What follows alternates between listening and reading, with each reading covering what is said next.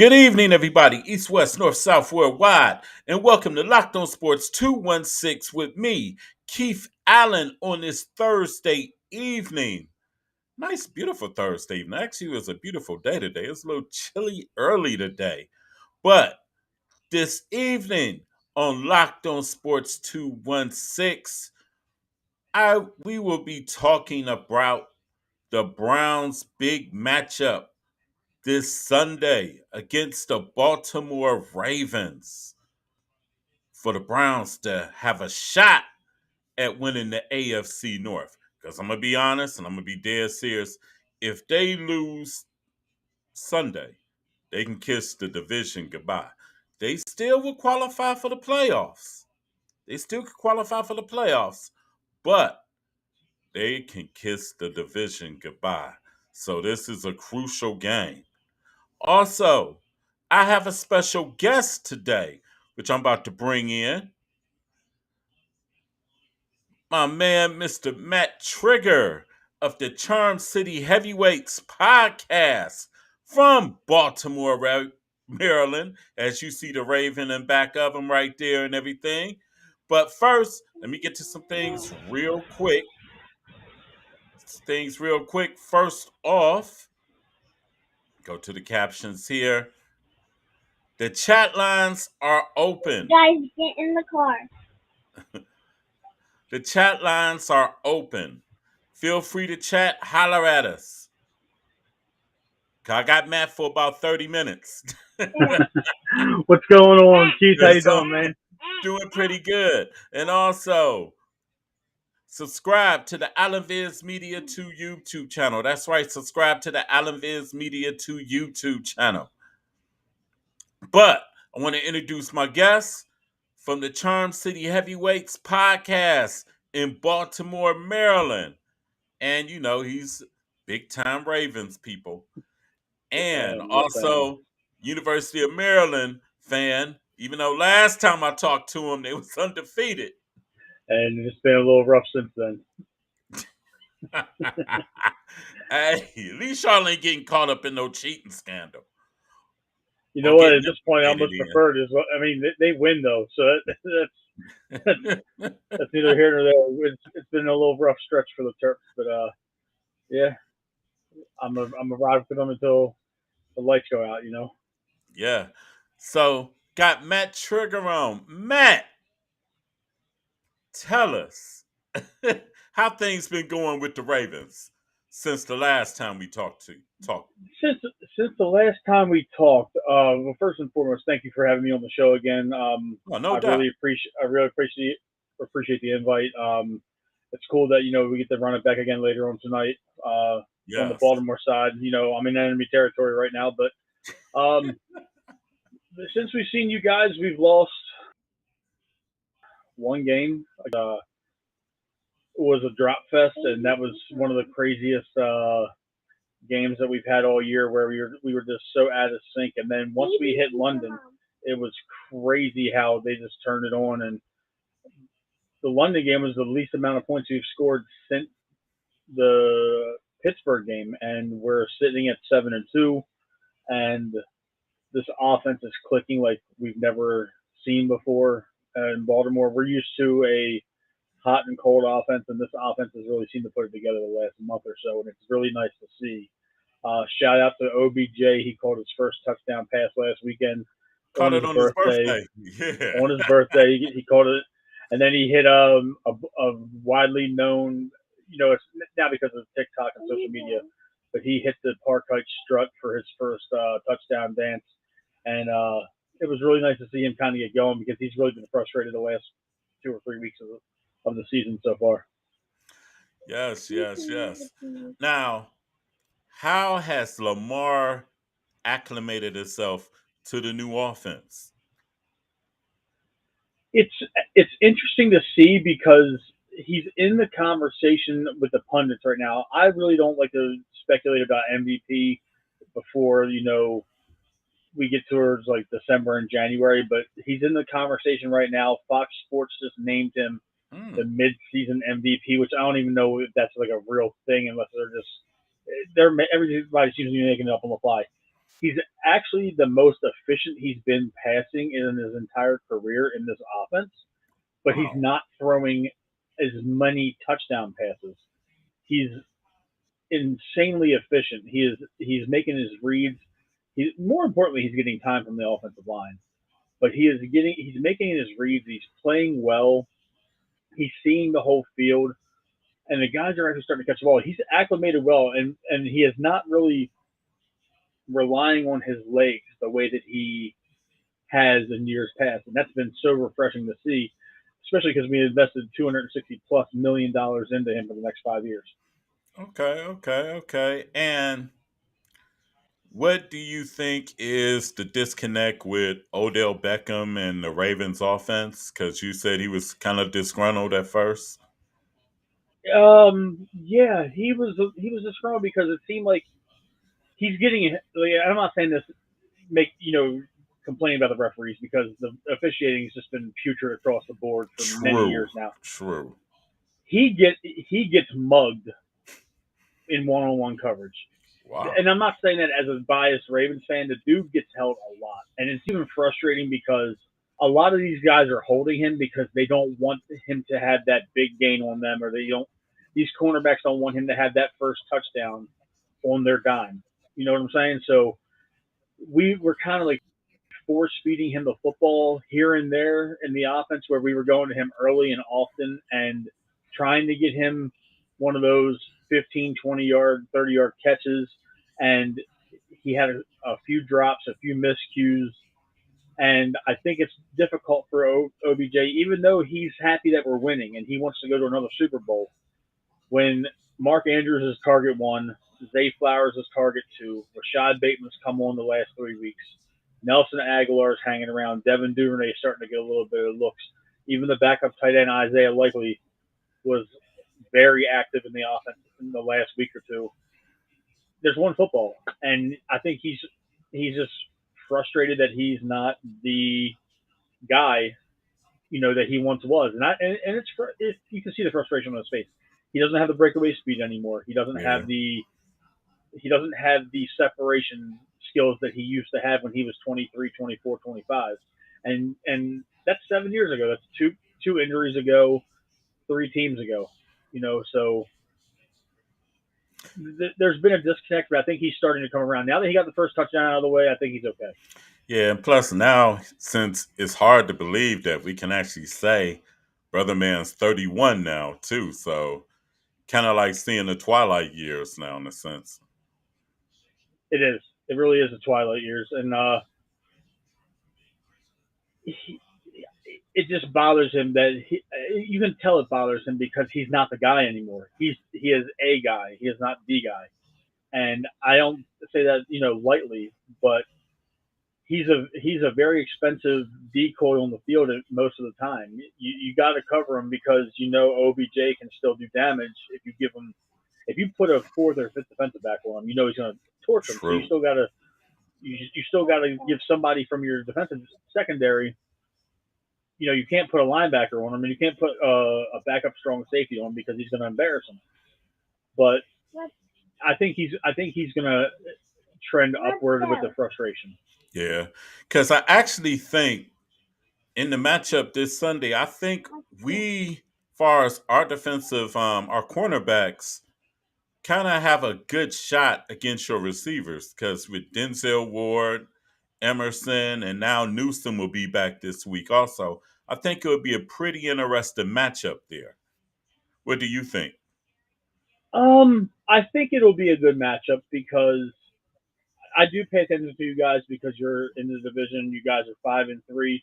It's a crazy thing, not to get off topic of the question, but if they did one of the sports networks said if the season ended today, everybody in the AFC North makes the playoffs, and Yes. it's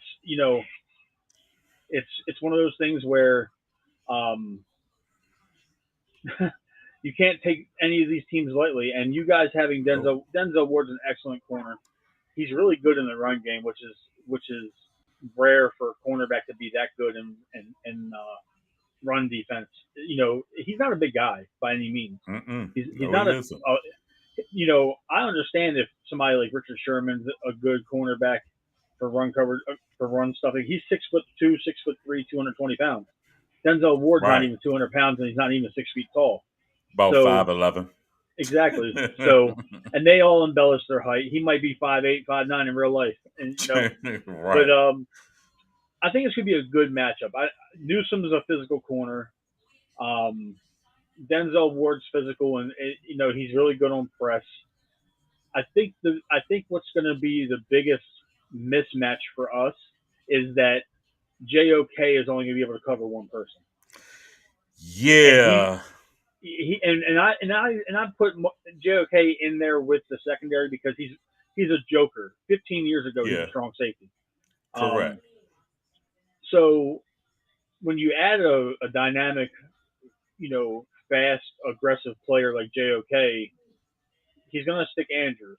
So that's going to leave likely on a safety, or it's going to leave OBJ on the dime back, or it's going to the way the offense is matching up. Somebody's going to get a mismatch in there because you guys are three deep at corner, and then there's a little bit of a drop off in terms of talent, which is the case with most teams. It's not just the Cleveland Browns.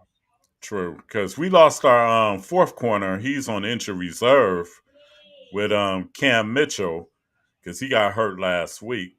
And we also lost another person, which I'll be mentioning later on and everything. Now, on defense, no, wait a minute, man. I'm staying on offense with y'all. Mm-hmm. How is your running attack recovered from the loss of J.K. Dobbins? It was a little spotty at first. We were relying on Kenyon Drake about a month ago, and we were relying on Melvin Gordon, neither of which have been seen in the last 4 games. Justice Hill, even though he continues to drop the ball, at least he puts the ball on the ground at least once a game, and that could be a miscue. Side note, I hate this RPO thing that they're still doing with Lamar. We have the running backs now, and we have the offense now to where we don't need to do this sneaky high school grade misdirection with the ball. Just put it in the running back's gut, or throw the ball. There should be no RPO for the Ravens at this point. It's not needed. I cringe every time they have a design running play with Lamar Jackson. That's neither here nor there. Um, Gus Edwards has been an absolute touchdown machine the last month. I believe he has 6 touchdowns since London. He ran for almost 103 touchdowns 2 weeks ago against the Detroit Lions. He had another. I'm sorry, against the Arizona Cardinals. He had another two against last weekend against Seattle. So and he's on a roll, man. He's a load to handle. He's 240, 245 pounds. And then we had this kid Keaton Mitchell, who's a rookie, second generation Raven.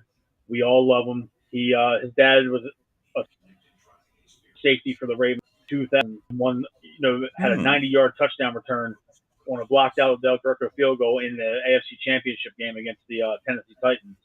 Anthony Wow. Mitchell. Anthony Mitchell's a friend of the show. He's a good friend of mine. Um, Keaton ran for 138 yards on 9 carries and a touchdown in his debut. His second game, of his rookie year. So he's that missing element that we've been lacking, where he's one of those little scat backs. He almost reminds you of Darren Sproles. Okay. Now, is Mitchell a threat to catch the ball out the backfield? He is. He, he's Okay. he's a threat to catch the ball at the backfield. He was one of the nation's leading return men in college last year. He's dynamite when he touches the ball. He's one of those guys that is going to be dangerous as Gus Edwards wears you down throughout the whole course of the game. And that's Mm. exactly what happened last week against Seattle. We ran Gus for 2.5 quarters, you know, 4 yards in a cloud of dust here and there. Gus was getting chunked yardage after a while. The defense was getting winded, and all of a sudden we put 34 in, and he explodes and so small that you got to find him behind our offensive line. So it's not like one of those situations where you have a 6'2" running back like Gus Edwards coming out of your backfield, and you know where 35 is at. Mitchell's a patient runner, so he waits for his blocks to develop. He waits for his running lane to develop, and then he has a burst of speed to where it's a dangerous thunder and lightning combo to where if this kid can maintain consistency in that form, I'm not expecting 135, 140 yards a game out of him. But if he can be that change of pace where you go from 6'1", 240 pounds of guts Mm. to 5'8" and 180 pounds of Keaton Mitchell, it's going to throw defenses off. And then when they commit to the run, that's when Lamar's going to start throwing the ball down the field again. And he's pushing the ball down the field a little bit more this year, which we like. Y'all kind of got like the 1-2 running back punch like Pittsburgh, where they got Najee Harris, the big 6'3", 230-pound running back. Then all of a sudden they switch up to Jalen Warren, which Yeah, in a sense he's more dangerous because he's more I'm more shifty. scared. You're right. I'm more scared of Warren than I am of Najee Harris. Right, exactly. Because Najee Harris doesn't have that fifth gear. Right, Jalen Warren has that fifth gear in the open field, and that's what we kind of discovered with Keaton Mitchell. We saw this in the preseason, but he was doing it against twos and threes. But true. when you now are in week 9, and you're doing it against a pretty good Seattle run defense, it's a different story. Yes. Now, going on your defensive side, y'all are, let's see, ranked number 1, if I'm not mistaken. We are, and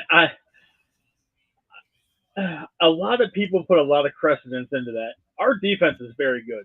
We have a very dominant defense, and a lot of the stats are misleading when you look at QB pressures and sacks. I mean, there was one game where Kyle Hamilton, our strong safety, had 3.5 sacks by himself. Um, Now, is he back for this game? yes, Kyle he's Hamilton? yeah Okay. he only got ejected from the game in London, but he's played every game since. And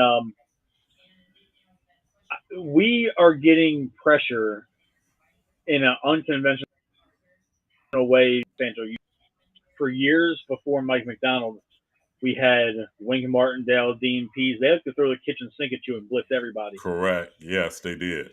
Donald McDonald is getting pressure on you from his ends and his linebackers in a 4 or 5 or 6 man front, to where Mm. he's stunting his linemen. He's creating pressure in all different kinds of ways, to where the pressures are coming from the people that you want them to come from. Jadeveon Clowney is having a fantastic year, and I know that you were going to eventually get to him.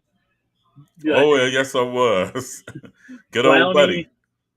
Clowney has one of the highest sack rates, I mean pressure rates in the entire NFL.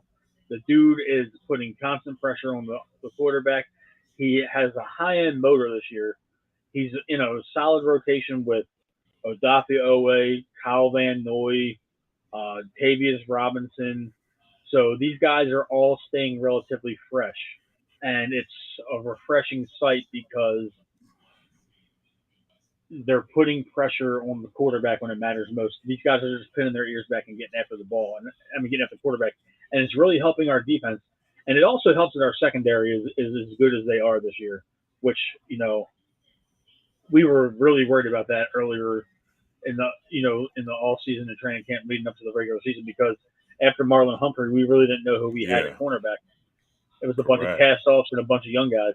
Right, right. Because I think with your defensive line is really my biggest concern for the Browns on offense due to the light of injuries and stuff. Because we lost Jed Wills for 4 weeks, and Jed probably wasn't the greatest left tackle. He wasn't Joe Thomas by no means, but we gonna find out now that he's gone. Because you know how Yeah. they say you don't appreciate somebody really until they're gone, and he's gone for 4 weeks, and we got Hudson over there. Or I don't You know know, what they're gonna do over there at left tackle for real for this week. you know, Joe Thomas is one of the greatest left tackles that's ever going to go down and playing this game of football in the history of the game. He's a generational guy. We had one of those here in Baltimore for years with Jonathan Ogden. Um, Correct. it's unfair almost if you look at both of our franchises, that the Hall of Famers that we've had in certain positions. every free safety that ever plays for the Baltimore Ravens is going to be compared to Ed Reed. Right. Every middle linebacker that plays for the Baltimore Ravens is going to be compared to Ray Lewis. Every tight end that plays in Baltimore is going to be compared to Todd Heap or Mark Andrews. Everyone in Cleveland is going to be compared to Ozzie. Yes. Everybody that plays quarterback in Cleveland is going to be compared to Bernie. Yep. So it's one of those situations where it doesn't matter who's playing left tackle; they're going to be compared to Joe Thomas forever. Right. And those are And ginormous Hall of Fame shoes to fill. right.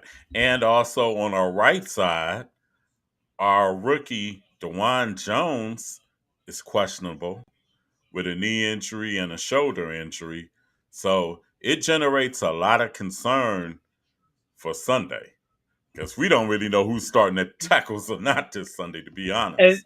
and the thing is, trust me, we know all of the Baltimore Ravens know all about questionable tackles.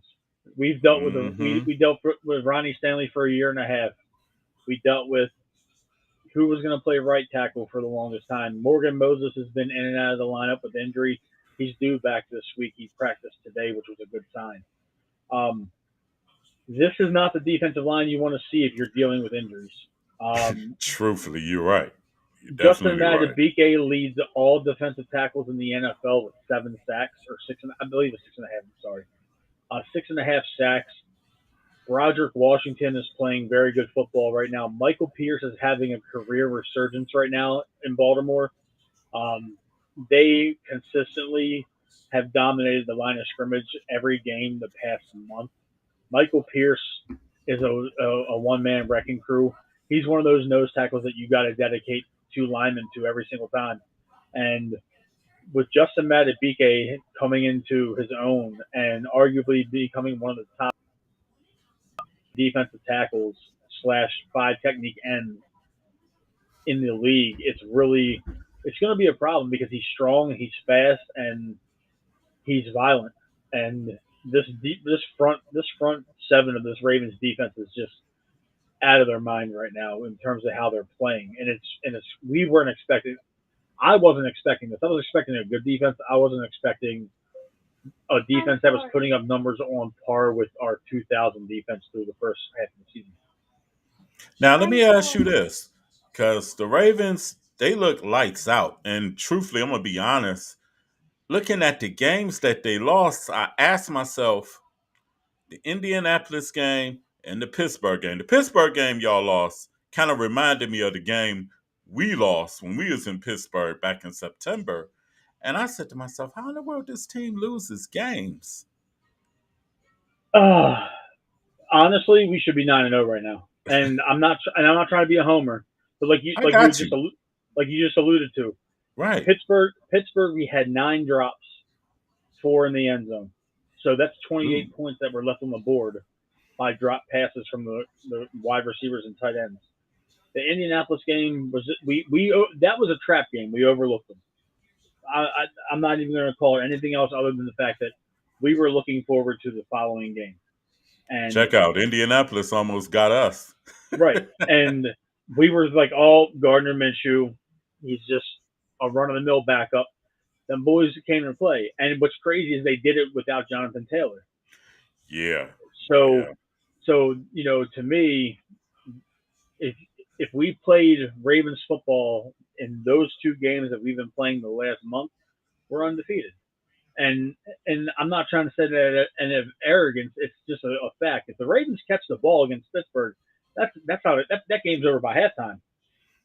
We That's dropped how 3 of I those 4 feel. touchdown passes, and the craziest thing about that loss is Mike McDonald ran zone coverage against Pittsburgh the entire game, and then went into cover 0 that last drive, and that's when Pickens burned Marlon Humphrey. And I'm not making excuses because everybody gets hurt, but that was Marlon Humphrey's first game back from a foot injury. He missed Okay. the first month of the season, but they put our gimpy cornerback on their number 1 receiver. So Hey. to me, you were asking for disaster because he gave Hey. Marlon a double move and beat him down the sideline. There's nothing you can do about that at Hey, all. Pickens got us too. So you know, he got us too. And it was like the same thing. It was like The Browns offense, despite losing Nick Chubb and putting the ball on the ground 4 times, outgained Pittsburgh by about 150 yards. Pittsburgh didn't even get into our red zone on offense except for that touchdown that Pickens scored. They have no business being anywhere near as good as they Right. are. They have no business. Right. Pittsburgh should be about 2-7 Yeah. or 3-6 right about now. There's no way that these guys are they're and all the teams in the AFC North. That's a team that's going to fizzle out when the rubber meets the road and you get to January. Those kids, those dudes aren't going to be ready for the type of football that the rest of the division is going to want to play. Yes, you're right about that. And I think it's going to catch up with them because a lot of their games they won like that have been at home. And now they're about to start going on the road, and they haven't played Cincinnati yet. And out of everybody in the division, Cincinnati has their number. Out of everybody in the division, Cincinnati has their number. And that's crazy though, is that we have Cincinnati's number. Lamar Jackson has only lost one game against the Cincinnati Bengals, but Lamar Jackson's only won 2 games against the Pittsburgh Steelers. It doesn't make any sense. And Lamar, Right. I don't think he's lost against you guys yet. He lost So against us a couple years ago. We had beat he y'all might at have one home with loss. Baker. Oh, Yeah, okay, he got like so one loss or something like that. yeah. Yeah. So it's just crazy the dynamic of all 4 teams in the AFC North. It is. And you know it's crazy. I got all 4 teams ranked in the top 10. In my I saw top your 10. rankings. I checked out your rankings. I checked it out. And then I had one of my people ask me, how you got Cincinnati number 5? But I said, if you really look at it, with Cincinnati being number 5, one, they have to be ahead of Pittsburgh because Pittsburgh's offense is not there with Cincinnati's. It's not. And with Cleveland, true enough, the Browns beat them the first week of the season, but Burrow was hurt. And we've had inconsistencies with our quarterback situation as well. Hopefully, it materializes now that Deshaun is back and presumably healthy. So I had to put Cincinnati ahead of both of them. That's understandable. Yeah, I had to put them ahead. Plus, if you really look at it, Cincinnati would probably win this week against Houston. Not saying it's a gimme, but their defense has been lights out as well. Houston's a tough out right now. Yes, That they kid, is. that kid they got is the truth. And he's from the Ohio State University. The first Ohio State quarterback that's worth a damn in the NFL in years.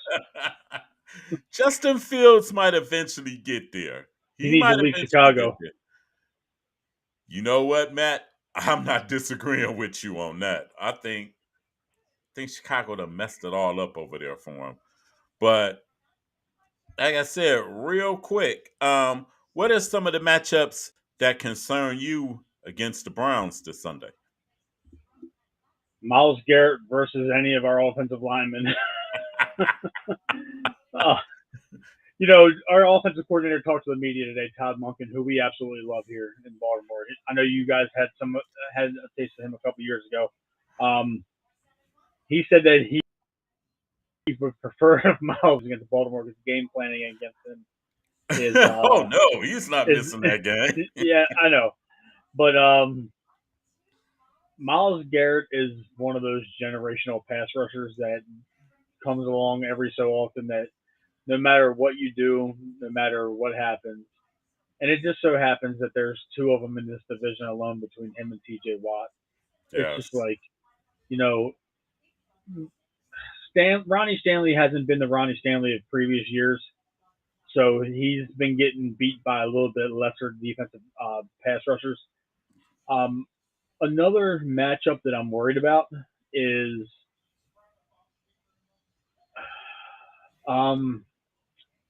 how we're going to defend Njoku because he seems to be a Raven killer. Even though he didn't do too well against us earlier this year, he always gets us in one of these games, and we don't see you guys again the rest of the year. So it's one of those situations where I'm hoping that this doesn't, happen with Njoku. He's an athletically gifted dude, and I'm he always has that one game that people think he's back, and I'm just hoping that it's not Sunday at 1 o'clock at the bank. I think Njoku is probably really going to be a key figure against you all because I know y'all going to double team Amari Cooper. Yeah, of course they're going to double team Yeah. Amari. I think if the Browns win on Sunday, Njoku and Elijah Moore are going to have big games on offense. I agree with you because they're gonna bracket cover Amari wherever he goes. They're gonna double team him over top. And one more matchup I'm curious about is our league leading free safety with interceptions, Geno Stone. He's been playing lights out. So seeing how he's going to patrol the secondary against Deshaun Watson is going to be an interesting matchup. Seeing who they put Geno on, if they're going to put him on Njoku, if they're going to put him on Moore, if they're going to put him on double coverage for Cooper. It's going to be interesting to see how they handle that. Yes, because my main concern really is the pass protection for real of how we're going to handle your pass rush. And another concern I do have is can Deshaun hit those intermediate throws against your defense? Because he had a little trouble with that last week against Arizona, even though he's been coming back from injury. So those are 2 points I definitely want to see. And I'm going to be honest, this might not be a game for Jerome Ford because all that side to side running ain't gonna work Yeah, against y'all defense. we got a very fast defense, especially with the two Yeah, guys patrolling the middle, Roquan and Patrick Queen. They're very good in the open field. They're very fast and aggressive to the ball. Same with yeah, Kyle Hamilton. We got three yeah. very good open field tacklers. And I think the Browns, especially Kareem Hunt and Pierre Strong, because I like both of them.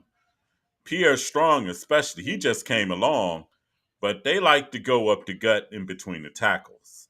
And I think that's where the Browns are better served to run the ball this Sunday. It's going to be a daunting task with that front seven. Yeah, yeah. At least to soften them up, open up for other things and stuff. Because, like you said, I don't expect them to gain no big plays or 15 to 20 chunk yards like that, but to keep it honest and keep the game plan simple and even and stuff, basically. Absolutely. And special teams look like we even with Justin Tucker and our guy Hopkins. Yeah, Hopkins is having a good year. Tucker's having an off year, and which is kind of bringing him back down to earth a little bit. Yeah, I seen him Uh, miss a field goal, and I'm like, wait a minute. he's missed 3 field goals and 2 extra points this year. Oh wow! And our punter Bjorkes has been point blank. He's been pretty steady. So Yeah, Jordan Stout's a second-year punter. He's going to be pretty good. He's getting a lot better at calling corner, like pinning pinning the other team down deep in their own territory. So you know, I think another factor of special teams is the return game. Um, I don't know who your guys' returner is now that Peoples Jones is gone. it's you're gonna see the number. You're gonna see number 11 out there. It's Prochet. We got James him off our Prochet. yeah, we got him off our practice squad. James Prochet is. Oh wow. I'm not worried about it. I'm not worried about him. Hey, he looked pretty decent last week. So hey, I'm just going That's 1 week at a time with it. wild. So hey, because Yeah, that's wild though. I was kind of tripping when they traded Donovan Peoples Jones myself. I was like, huh? Like, wait a minute. You just not your quarterback might be coming back. What is you doing? He was getting him the ball. PJ Walker couldn't get him the ball. And like I said, one of the keys I think against y'all that the Browns can't do is turn the ball over. Right. Because I think if we play a clean game on offense, we should be in it late and have a shot. I mean, that's a fair assessment. Clean football is always a way to keep you in the game late. As long as I think the key for us is to limit the turnovers and isolate Miles Garrett. If we can isolate Miles Garrett from this whole situation, we should be okay. That's going to be hard right there. It is. It is. Because that defensive line has been playing lights out this year with Tomlinson and Zadarius Smith. Even though it doesn't show up in sacks for Zadarius Smith, but dude has played the run strong. He's pressured the quarterback. My main fear is what we're going to do with JOK. Is JOK going to have Andrews, or is JOK going to be a spy for Lamar? And it's a pick your poison, because if you don't have a spot on Lamar, he can beat you with Yeah. his legs. And if you put him on Andrews, he's going to run. If you put him on Spy, Andrews is one of those tight ends that doesn't even run routes. He just runs he runs downfield and finds a soft spot in coverage. It's like all the time. Him, Kelsey, and Kittle. They don't even look at their running a route like the rest of the people on the field. They just like, oh, there's nobody here. I'm gonna sit. It's crazy because I was going to try to get Andrews in my fantasy draft. I look up, I said, I'm about to draft Mark Andrews. Next thing I know, I blink, dude, gone. But I'm going to tell you an interesting fact that I've done. Do you know I've covered both Kareem Hunt in high school and Denzel Ward in high school? Wow. Same year, I was working for OhioSportsNet.tv. We broadcast one of Kareem Hunt's games in his junior year at Willoughby South, in a game which Kareem Hunt gained like 361 yards rushing. Yeah. And Denzel Ward was in a high school all-star game. Back then, we broadcast them and everything. So that's incredible. But I think overall it's going to be an interesting matchup. And I'm just hoping for a competitive game and everything. I would rather the Browns win, but I don't want it to be like your last two victories. I want it to be like your last two victories where y'all dismantle Seattle and dismantle Detroit. Yeah, it got to the point where Lamar played one drive of the fourth quarter last week, and that was a wrap. They had him on the bench, and with his pads off. Whew. Y'all tore y'all tore Seattle up, and which really made me mad because it's like we had that team on the ropes, even though it's with our third string quarterback, but we had them on the ropes. Well, and what's crazy is we put up 37, and Lamar Jackson didn't have any touchdowns. Wow, that's crazy. No passing, no running. Wow. Tyler Huntley threw a touchdown pass. Well, hopefully Lamar has no touchdown passes, no running this week. Fair enough. That's a fair assessment, Keith. Well, Matt, thank you for coming on. It was good having you. I'll be on your podcast in about 2 hours. Yes, sir.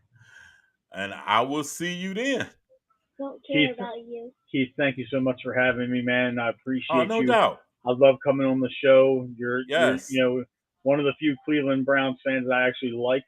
And keep on doing your thing, man. You have a great show going on over here. I love your content. I listen to bits and pieces while I can when I'm on the road at work and all that. And even though you're a Browns fan, I like listening to your weekly rankings because you have a fair assessment and you're not a homer. Oh yeah. And I appreciate that from somebody that's team centric. Yes, because I got fit. Hey, if y'all win this week going away, y'all might be number one if Philly get in a close game again. Oh man. Well, thanks, Matt. And I'll see you in 2 hours, buddy. Nobody cares. All right. Have a great night, buddy. I'll see you at 9:30. Okay, no doubt. Peace. Thanks again. Yep. That was Matt Trigger of the Charm City Heavyweights podcast in Beemore, Maryland. Thank you for coming on, Matt. I'm about to take a break, and I'll be right back, and we're going to talk a little bit about the Cavs here on Loc'D On Sports 216. So unique at 24 Karat Chocolate's Boutique, where she specializes in custom, handmade, professional t-shirts and hoodies for any occasions, uniforms, puzzles, and towels, and much more. Now, don't take my word for it. The work speaks for itself. Let that be the new trendsetter. Customize the way you like it, either for family reunions, gender reveals, graduations, or just a graphic tee. At 24 Karat Chocolate's Boutique.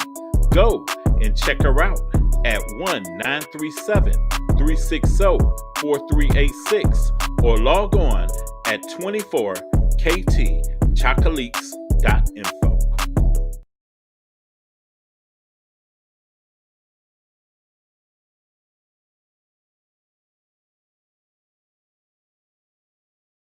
You want combat? I'm on that real quick. Iron Dragon with my sword.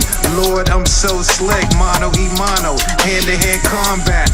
I suggest you go ahead, read my stats, homie. I'm all that. Mr. Hands of Death, peep my martial skills. I embark my will until it's fulfilled. You like a mannequin on the ground laying still. For real, I go home, meditate, circulate, cheat, practicing sitting still. I yell out, get out, today's not the day. I yell out, get out, today's not the day. Don't let it ring out, spill out. Better go on your way, don't let it ring out, spill out. Better go on your way.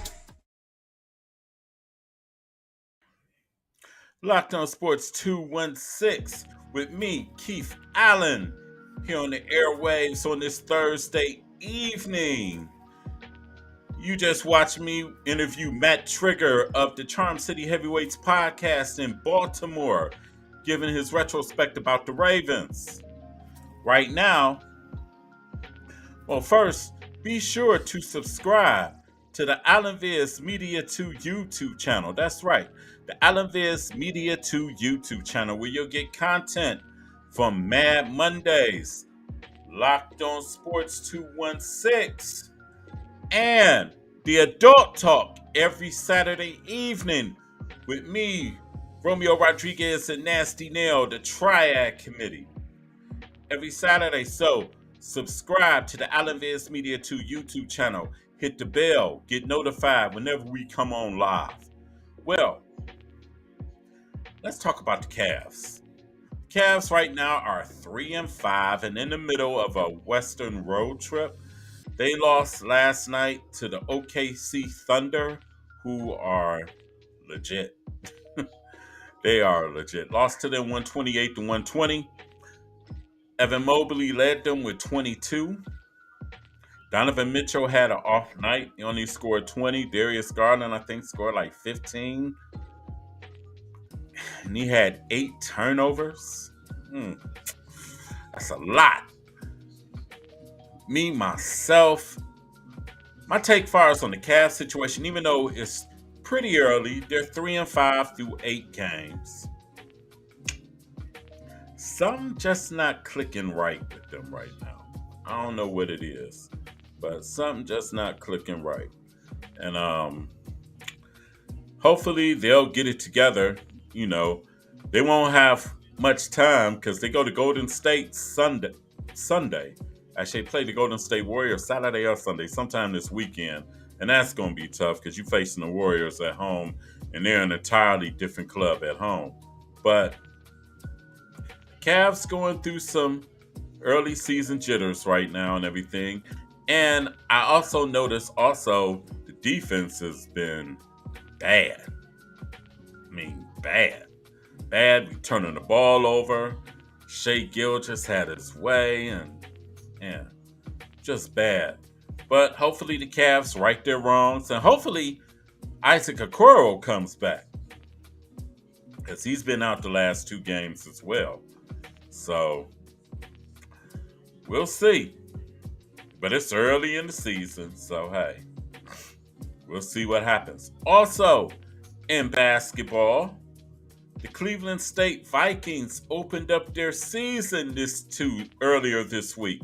They lost their opener to Duquesne in a close game. I don't know what the score is. My bad, my fault. Then they just overpowered Defiance. They beat them something like 102-40, but I think Defiance like Division II and all that stuff. So Cleveland State has a game against OU this Saturday. Go out and support the Vikings, especially since the Cavs ain't here. Support the Cleveland State Vikings basketball team, men and women. Support them both. The women are coming off an NCAA 2 tournament season from last year. So support both squads. Definitely get them crowds going back at Cleveland State. No doubt. So I'm going to go to college football real quick. The Ohio State Buckeyes. They are number 1. Again, 2 weeks in a row. Number 1. Number 1 in the rankings. I think Georgia is number 2 and Michigan's number 3 and Florida State's number 4. Truthfully, it's cool, but it really don't mean nothing till December anyway. So, hey. And then it don't mean nothing until Ohio State faces Michigan, who are under scrutiny for the alleged sign stealing or whatever they've been doing and stuff. But to me, actually, they talking about disciplining Jim Harbaugh and all that. To me, that's the thing. All them schools cheat. All of them. All of them cheat to get that extra advantage. All of them. It ain't just Michigan. Trust me. And if they really want to open Pandora's box, a lot of people are going to be shocked and surprised because it ain't just Michigan. For real, for real. And I'm just saying this, and I hate Michigan, but it's not just them. No. It's not just them at all. Cheating thing, it don't mean shit. It ain't gonna mean shit anyway if Ohio State can't beat them later on this month. Because guess what? They talking about all these cheating allegations and all that with Michigan. But if Michigan go out and whoop Ohio State ass for a 3rd year in a row, guess who's going to the playoffs? Michigan. So, hey, Ohio State still got to beat them on the field. I don't give a fuck about that. For real, for real. I don't care and stuff because all them schools cheat. Just like back in the years past and they was talking about schools paying kids and stuff like that. They all been paying kids. NCAA just was late to the party. For real. They was late to the party. But anyway, Ohio State plays Michigan State Saturday night. Should be another win, but hey, that's why they play on Saturday. Go Bucks. Go Bucks. Also, the Cleveland Guardians hired a new manager. It wasn't Craig Counsell. It wasn't nobody that people were saying that they had in mind at the time. It wasn't Venable because he was still with Texas. And he elected to stay with Texas. They hired, what is the dude's name? Oh my goodness. Who the Guardians hire as manager? Let's see. And this came out of left field. For real, this came out of left field. I go on my cheat sheet. I don't give a damn. I'm going on my cheat sheet. Let's see. Let's go into MLB news. Y'all think the Guardians gonna go after Shohei Ohtani, who's a free agent? I doubt it. I sincerely doubt it. The Indians the Guardians, get this right. The Guardians kind of on my bad side. Shout out to Ron Washington. He got hired by the Angels for the managerial position. Hopefully he can get something out of Steve Trout, and maybe Shohei Ohtani will stay. Just maybe. Just maybe. Just maybe. I'm trying to find out who did the Guardians hire as manager. Hold up. Damn, this is crazy. I'm up here scrolling and scrolling and scrolling. God damn. Okay. The Guardians. The Guardians hired Vogt as manager. They hired Stephen Vogt as their manager on Monday. Vogt was the 2023 bullpen and quality control coach of the Seattle Mariners after retiring as a player in 2022. This will be interesting. They signed him to a 3-year contract. I actually thought they was going to hire counsel, but I don't know. Think counsel pimped us and the New York Mets to get the deal that he got in Chicago, just being real. He used both of those. He probably never was going back to Milwaukee. But he used it to get to Chicago and manage the Cubs. But hey, we'll see what happens next year for the Guardians. We'll definitely see what happens. So tonight is the game. Tonight you got do my picks. One pick for the day. My one pick for the day will be the Thursday game where you got the Carolina Panthers against the Chicago Bears. It's a game really, who the hell's going to be watching for real? If you ain't in Chicago or in Carolina, you're probably not even going to waste your time trying to get the stream on Amazon to watch this game. But I had to pick a winner.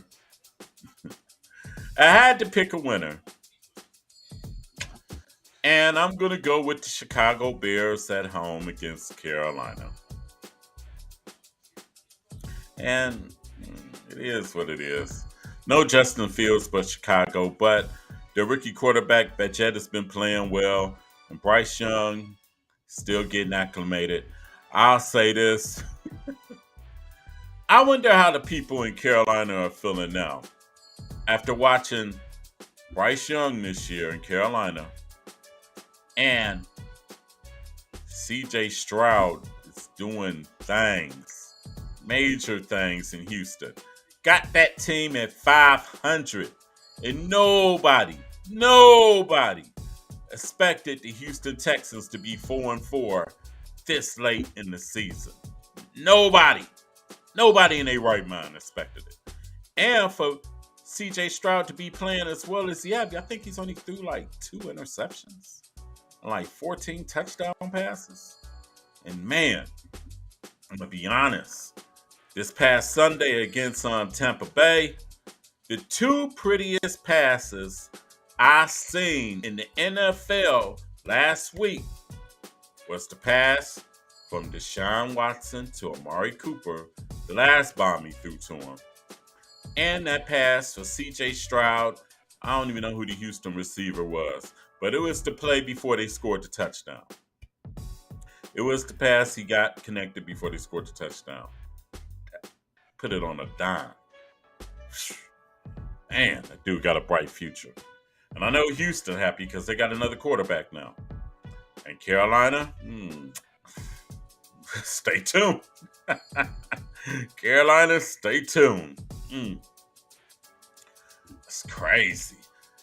And it's crazy because Baker Mayfield thought he had him. And Baker did all he could, honestly. You know what I'm saying? He got the drive in. What he thought was the game-winning drive. Tampa Bay defense just couldn't hold Houston. But Sunday, the Browns will be in Baltimore to take on the Ravens. Deshaun Watson is playing. Now, this will be a game this will be a huge game for Deshaun and the Browns. Now, let's say, if the Browns don't come out victorious, that's adios to the division title. I'm just going to be real. Unless something drastically happens to Baltimore after that. But it won't be the end of the world for the Browns. Especially if Deshaun plays well. And especially if they're in it at the end. Because if you think about it, after this Baltimore game, they're probably going to be favored about a good 6 good 6 of the remaining 8 games afterwards, they'll probably be the favorite, honestly. And even though that don't mean jack, but the Browns stand in favorable condition no matter what after this Baltimore game, for real. Because you got Pittsburgh at home, and if they ain't up for that, I don't know. You must don't have a pulse. For these next 2 weeks of football, if you a football fan, you're going to enjoy these 2 weeks unless the Browns just completely shit the bed and stuff like that. But I don't think they're going to. I think the Browns are going to play well. And I think they're going to play tough. And I'm going to tell you this. If the Browns don't do nothing self-destructive, they will be in it at the end. Now, whether they win, hey, we'll see. Whether they lose, we'll see. But if they don't turn the ball over and make stupid mistakes, and the defense can control the Ravens' running game, because our cornerbacks should match up well with their receivers. They should. They should match up very well with their receivers. Now the key is who's going to shadow Lamar and who's going to check Mark Andrews is the key. And on defense and on offense is who is going to be the tackles for real. Who is going to be the tackles? And can they just block effectively? Kevin, this might be a game you might have to have Deshaun throw some quick passes and have a second tight end in the game to chip whoever you fear the most on the Ravens defensive line, because the Browns will definitely need help pass blocking this week. But whether they win or lose is up to chance. But anyway, I'm about to be out. Be sure, like I said, to like this video, comment, share it, subscribe to the Alan Viz Media 2 YouTube channel. That's right, subscribe to the Alan Viz Media 2 YouTube channel. Comment, hit us up, don't be shy. Tell me what's up, tell me what the business is. Shout out to my brother Ben Scott. Thanks for that comment, homie. You know, I had to tell you why I had to put Cincinnati number 5, you know, because at the time right now, Pittsburgh offense is shaky. And so far, the Browns quarterback position has been shaky. And the Cincinnati defense has been playing well as well. And Joe Burrow, you know, he's Joe Burrow, you know what I'm saying? Doing his thing. And you got to look at it. Cincinnati got 3 receivers. The Browns, right now, it's just Amari Cooper and David Njoku and they pass offense. And we just got to get Deshaun Watson more plays to keep playing and develop some consistency. And that's why right now I got Cincinnati as number 5 in my countdown. If I go by countdown real fast before I get up out of here, number 10, I had the Cleveland Browns at number 10. They was previously unranked last week. Number 9, I had the Pittsburgh Steelers. I don't know how the hell Mike Tomlin does it, but they're number 9. They was previously unranked last week. Number 8, I got the Miami Dolphins, who took an L to Kansas City last week. Number 7, I got the Dallas Cowboys, who took an L against the Philadelphia Eagles last week. At number 6, I got the Detroit Lions, who are out on a bye, and this week they take on the Chargers. That'll be a pretty good game. Number 5, I got the Cincinnati Bengals that defeated Buffalo.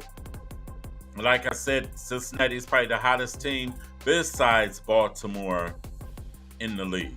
At number 4, I got the Jacksonville Jaguars. They stayed steady. They had a bye week last week. Number 3, I had the Kansas City Chiefs, who defeated the Dolphins. Number 2, I had the Baltimore Ravens, who kicked the Seahawks you-know-whats. And at number 1, I had the Philadelphia Eagles. Fly, Eagles, fly. They beat the Dallas Cowboys 28-23 in the game. Damn, I thought Dallas was going to pull it out. But damn it, they didn't. But anyway, this your man Keith Allen. about to be up out of here. All y'all have a good evening. Y'all can check me out on the Charm City Heavyweights podcast this evening at 9:30. I will share it with you all. I will share the link with you all on my Alan Viz Media page. I would definitely share the link. Also, everybody, have a good night. Be safe. Get this off of here. Ah, shoot. Everybody have a good night. Be safe. Cheer the Browns. Cheer Ohio State on Saturday. And cheer the Browns on Sunday. And for those of you people that's high school football fans, cheer our local teams that are still participating in the playoffs in the Cleveland area. That's St. Ed's, Glenville, Cleveland Heights, and whoever else there is. But I know those three for sure. Glenville, St. Ed's, and Cleveland Heights, and VA St. Joe's. Forgot about that. Also, y'all have a good night. Stay safe. Be blessed. And I'm out. This your man, Keith Allen, for Loc'D On Sports 216. Signing out.